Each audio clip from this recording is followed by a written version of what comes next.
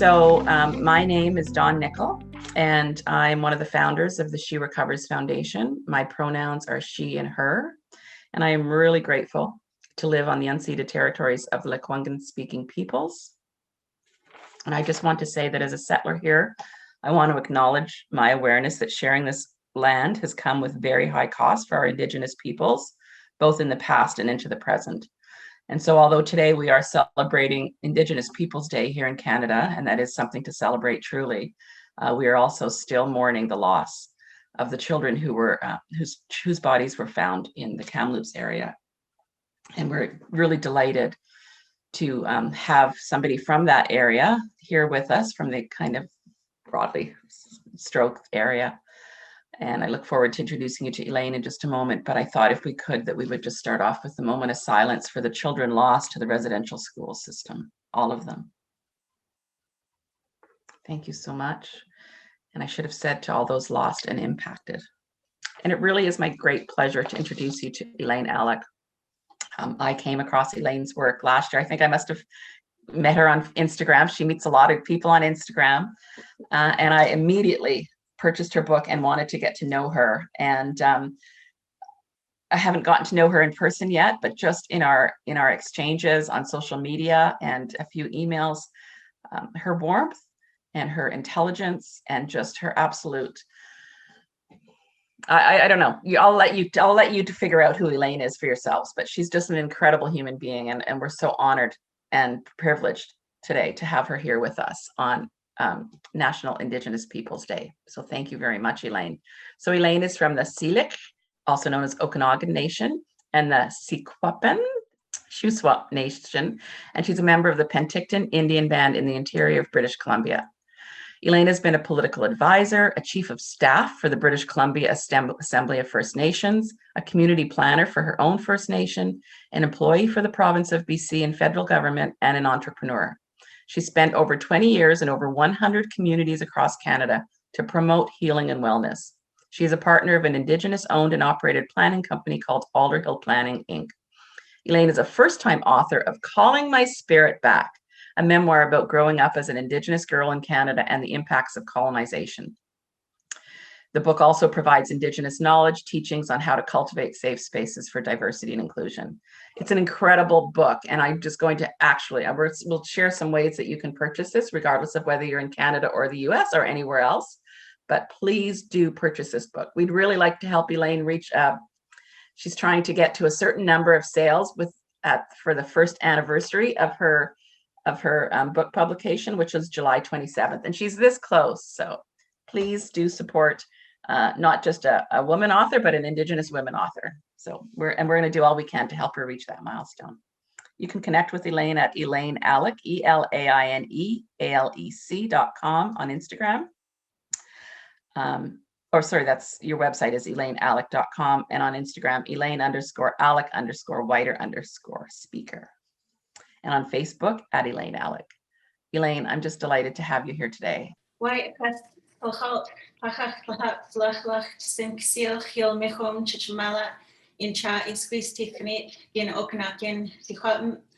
Good day, elders, family, friends, leaders, and young people. My name is Tichanit, and I'm from the Okanagan and Shuswap Nation. My name was given to me on the day I was born from my tama. It means standing by water. My English name is Elaine Alec. My late father was Saul Kinsey Basil from the Bonaparte Indian Band, and he was the son of Saul and Louisa Basil. My late mother was Sophie Alec from the Penticton Indian Band, from the Syilx Nation. She is the daughter of the late Chief Jack Alec and Elaine Alec, who is also known as Philemon Francois, who is the daughter of Chief Francois, who is also known as Surim, who is the son of Kutbakjin. And we are descendants of Pelkamula, who is one of our great hereditary chiefs from the Washington area, who had 24 wives across Washington and British Columbia, from the ocean over to the Rockies. I introduced myself in that way for a few reasons. One is my elders told me to. Two, because I was told that when I'm scared or when I don't know what to say, because I was told to always speak from the heart, that if you say the names of your ancestors out loud, it calls them into the space with you. And so every time I speak, I introduce myself in that way to call my ancestors into the space with me to help me share. And then third, I share in that way because I was told that I I must honor my parents and grandparents and those who were unable to speak our language in public forums, because for so long our people were persecuted and punished for speaking our Indigenous languages. My mother is a residential school survivor from the St. Mary's Cranbrook Residential School in Cranbrook, British Columbia. My dad is a residential school survivor from the Kamloops Indian Residential School. I'm actually located in Kamloops, BC. Secwepemc territory is where a lot of my family members went to school. My grandmother, my tama, Elaine Alec, and my grandfather both went to the Kamloops Indian Residential School. And so when I share and when I talk about my experiences, I think of how privileged and how honored I am to still know the stories that I know and to be able to speak the language and to sing the songs, because might come out with a rebel. Our people weren't allowed to gather in groups of more than 4. We had to get written permission to leave the reservation. And that was as early as, or as recent as the 1960s, 60s and 70s. And so I didn't realize how rebellious my tama was to continue speaking the language and sharing stories with us, because so many of our elders were afraid to pass their knowledge on because they didn't want to see their children punished. A lot of my story talks about those things and how it contributed to my history with drinking.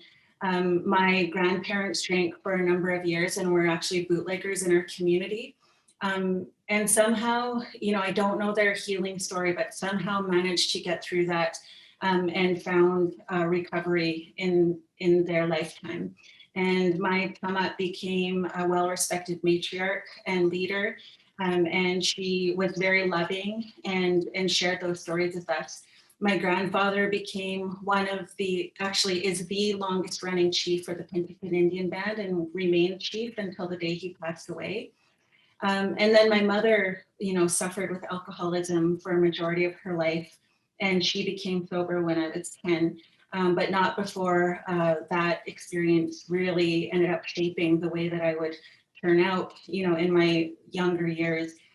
I began drinking at the age of 12, and I did so off and on for a majority of my life, not understanding where a lot of that came from. And how that the things that happened to me in my childhood impacted me. But I did end up finding sobriety when I was 30 years old. I woke up a couple of months after my 30th birthday and decided I didn't want to feel like that anymore, and didn't want to feel the shame and didn't want to feel the hurt and pain. But little did I know that I was actually using, all of these different things to numb the pain because of what had happened to me. And so when I first stayed away from all of the alcohol and the substances that I was using in my life, I started to get anxiety and I started to have panic attacks. And one of my friends actually told me, when he saw me unable to breathe, he put his hand on my shoulder and he said, it's okay to cry now. And I remember crying so hard, I just let go. And it was one of the first times I really cried in my entire life. I realized that my anxiety and my panic attacks were actually me, my body wanting to cry. Because I was raised to not cry. I was raised to believe that strength is keeping it all in, and that crying and tears are weakness. And what I found out was that in the residential schools, the kids decided to not cry. They didn't want the priests and the nuns to see them crying when they were abused or beaten. And so that's what our children learned, and they started to pass it on to us. And a lot of people make comments about the seriousness of Indigenous people's faces and a lot of that stoic look. And I think about all of those stories from our grandparents and our survivors who were never allowed to cry. We were not allowed to cry. We were deeply punished for it. And so they passed it on to us. And so I didn't cry for the longest time, but when I finally started to cry, I realized how much joy started to come into my life, because I realized that when I let those walls down that were protecting me, when I allowed myself to become vulnerable, and every time I opened up, it, the wall that protected me from the hurt and pain, when I allowed myself to cry and feel, I realized that I was actually allowing space for love and joy and happiness. And I had never felt those things for a majority of my life, until I was in my 30s, that I was able to reclaim love in my life and for myself and for the people around me. And so it's been a journey, and I've been so grateful to find this community. So appreciate Dawn and Taryn. They actually remind me of the relationship that I had with my mother. And so it's so beautiful to watch their interaction and the way that they help people. And so always, happy to support this community in any way that I can. I really appreciate the space and have recommended the space to so many of my friends and family members who are struggling. I'm going to share my screen very quickly. This is a diagram that I've put together to help people use some tools to cultivate safe spaces. I use the word cultivate and not create, because we can't guarantee a safe space, but we can work towards cultivating those safe spaces. And so this diagram is free for people to utilize. I have it on my website, and I'll try to get the link and share it with you. But you can find it on my website, I believe, or I can share it somehow with Dawn and her team. But I share this and say that when I was younger, our elders always told us that knowledge is no good if you don't share it. And I don't own this knowledge, and the knowledge that I have doesn't belong to me. I also share that I'm open to sharing in spaces in the way that I am. I don't find it a burden because of my family, because of the way I grew up, and because of the people I come from, which are Coyotes people from the interior of British Columbia. And we have a responsibility to teach. Not all people are prepared and ready to share in this way. And so I ask that people be mindful when reaching out to Indigenous people to ask them to share their knowledge or their gift. When I have the capacity, I am always willing to share and teach because of how I was raised. And when I don't have the capacity, I'll gently let you know that now is not the time, but reach out to me again in another week or two, and I'll most likely respond. So this diagram is an example of what cultivating safe spaces can look like in a visual form. Based on nested systems, if you look back long enough into your history, it doesn't matter what part of the world you come from, you most likely came from a nested system before colonization occurred. Colonization happened to everybody, not just Indigenous peoples. And so if you look far enough, you will find those teachings that when you do one thing, it impacts everything else. And so some people, you might see the nested system with the circles in the very center is individual, followed by family, community, and land, or child, elders, women, and men. And it really depends on where you're at on how they utilize these circles. I utilize it to talk about the conditions for cultivating safe space. The first is understanding self. The second is love-based practice. The third is patience. And the fourth is discipline. If you don't understand yourself, if you don't understand your triggers or what annoys you or bugs you, or why you might react to certain situations in the way you do, it might be really difficult for you to hold and cultivate a safe space for others. In order to cultivate a safe space, you really need to be a safe space. Love-based practice, I think about colonial tools. They're very fear-based and based on control. When you look at policies, law, and rules, they're all based on control and fear. But when you look at egalitarian, matriarchal, and decolonized systems, they're based in love, trust, and faith. Followed by patience, so understanding others' perspectives and experiences, even if they don't look like yours. And discipline. When I talk about discipline, it's a ceremonial discipline. Your body changes and your thinking changes. You shift, your energy shifts when you're in a place of spiritual spiritual significance or religious significance. And so when listening to people, to listen with that ceremonial discipline, just listening to what they're saying with an open heart and open mind, that what they're sharing is information and their experience, and doing your best to not judge what they're saying as right or wrong or good or bad, but just really listening to that person's voice. And that's a hard thing to do if you've tried to meditate, how hard it is to center and zone into your space, but to listen to people in that way too, without having that back chatter in the back of your mind. Outside of that are the 4 protocols. So 4 colonial tools for colonization was to promote sickness and death, promote exclusion, promote oppression, and promote shame. And so to decolonize and cultivate safe space, we have to do the opposite.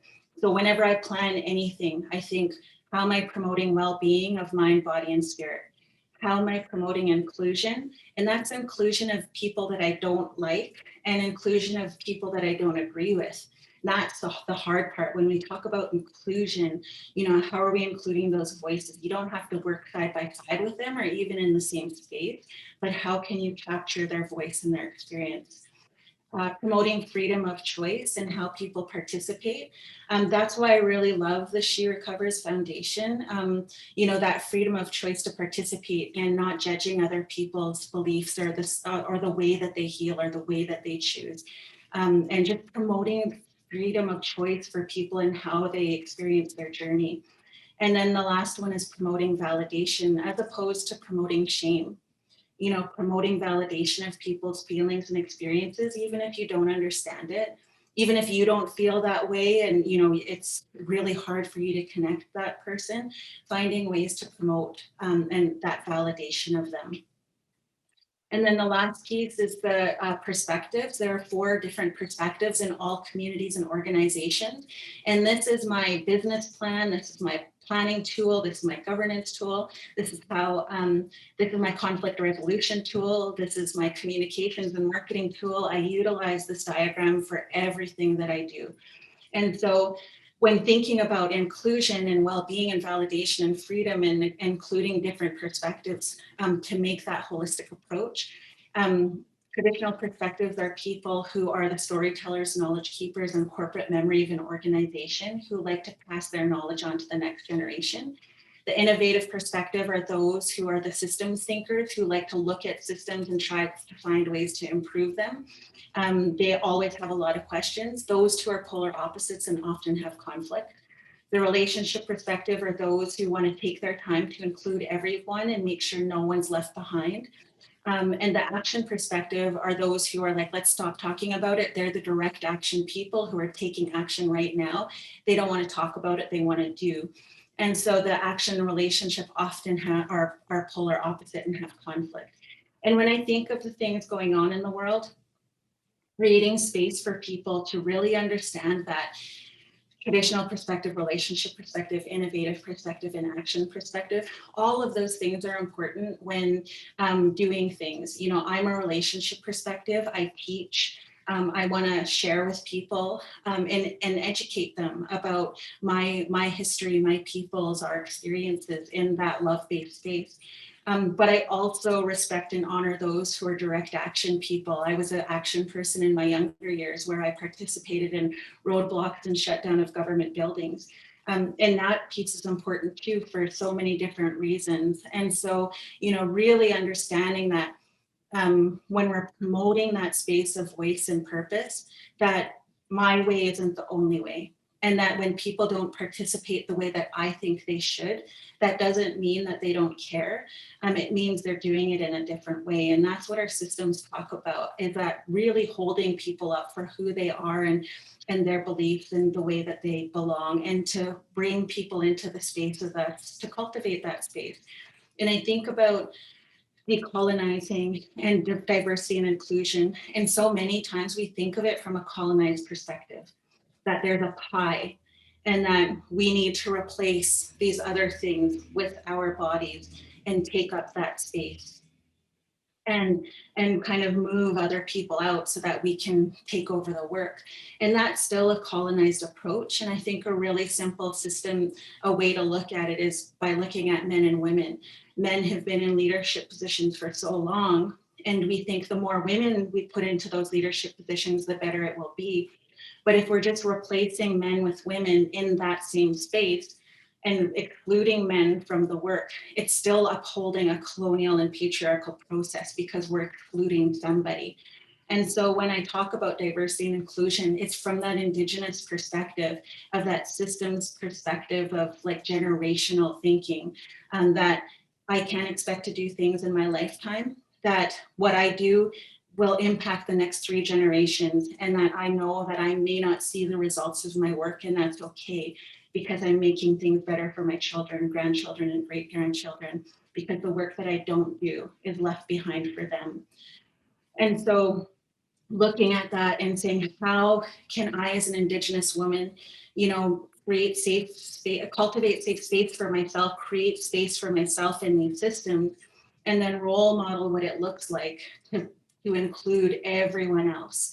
That it's not replacing, it's not a pie, that there is no pie. And that, as an Indigenous woman, even though I have a voice now, doesn't mean that my voice is more important than anybody else's voice, that my trauma, even though it's great, isn't better or more or bigger or more important than anybody else's trauma, that all of our stories and experiences are valid, and we all deserve the same space to heal and to have a voice.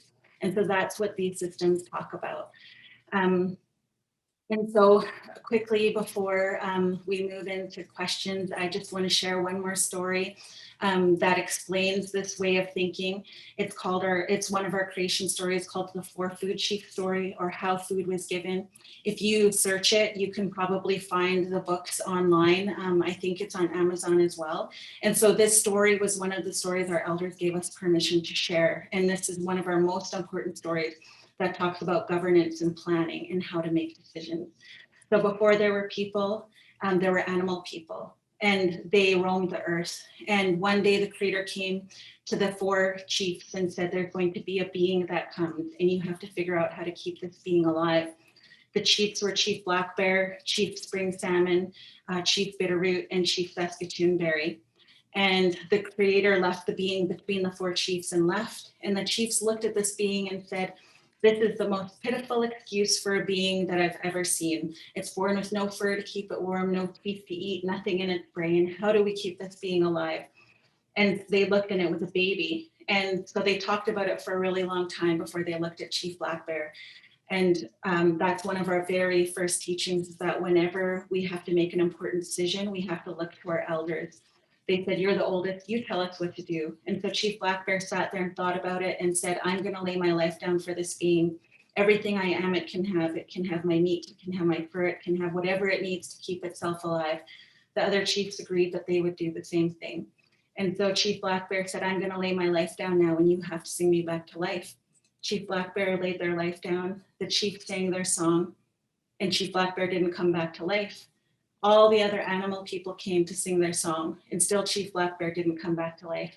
Finally, the last being came. Let me sing my song. I want to sing my song. Everybody shooed him away. Go on, get out of here. Nobody wants to hear your song. All you do is eat crap and bug people.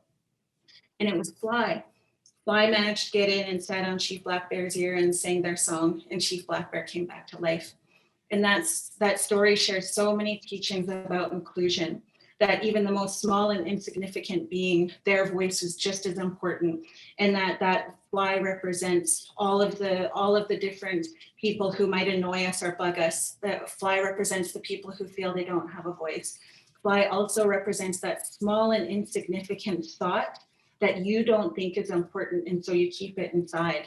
But that little tiny thing that comes up, that is your purpose and spirit saying that needs to be shared, and that it's just as important.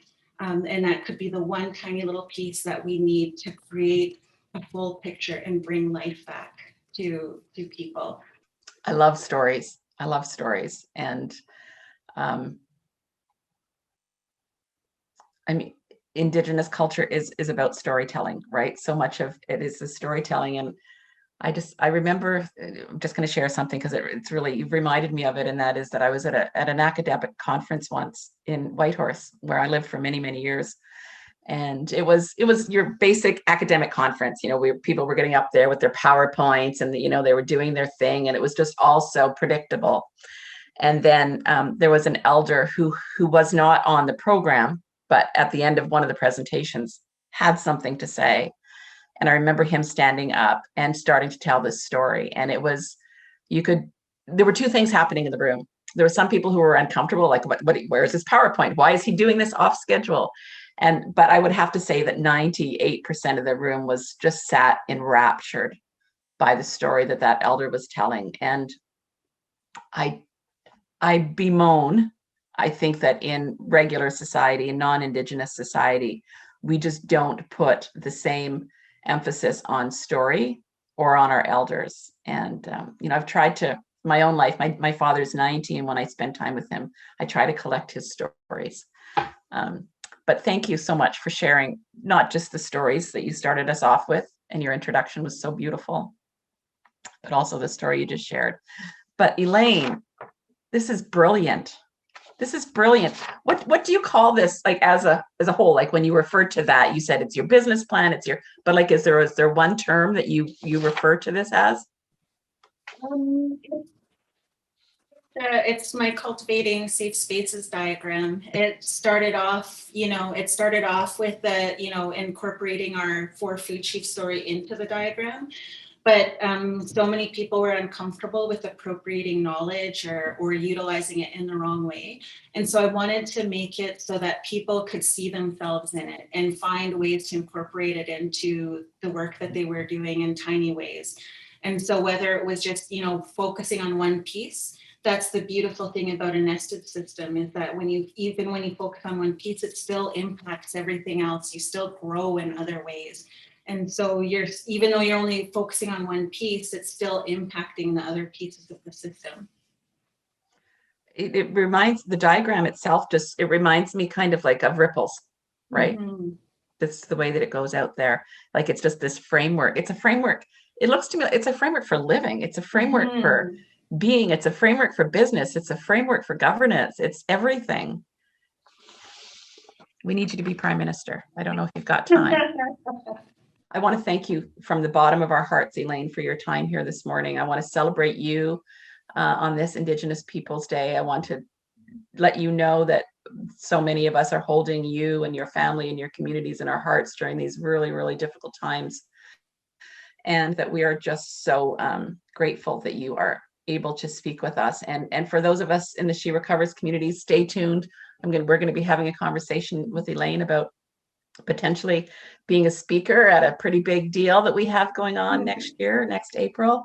So I thank you very much. And I want to be cognizant of your time, knowing that you have another commitment this morning. But thank you, thank you, thank you. Thank you so much, Dawn. I'm so excited to continue, this relationship with you and your wonderful daughter and the She Recovers space. Like I said in the beginning, any way that I can support, I'm really excited to look at some of those ideas that you have. And I can't wait to be in spaces to hug people. And I'm an introvert, but I am so ready to be in spaces with people and hug them. Absolutely. And Taryn sends her thanks and her gratitude and her love as well. So again, thank you. And we'll be in touch soon. And we look forward to continuing to learn from you, to hire you to learn from you, as well as just to share space with you. And thank you. Thank you. Thank you. Thank you so much.